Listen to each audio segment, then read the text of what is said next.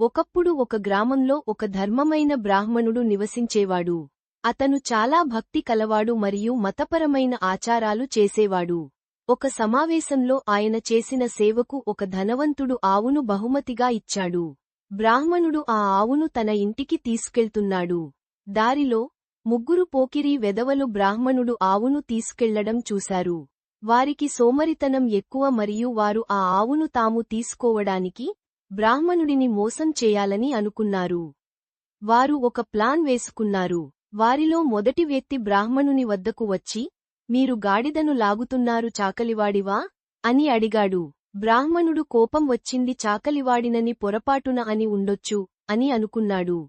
అతను అలాగే వెళ్తున్నాడు. కొద్దిసేపటి తరువాత ముగ్గురిలో రెండవ వ్యక్తిని వచ్చాడు.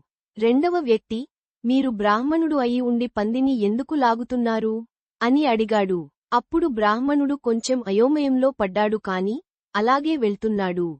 కొంత దూరం తరువాత అతనికి మూడవ వ్యక్తి కలిసి, అడవి జంతువును వెంట ఎందుకు లాగుతున్నారని అడిగాడు.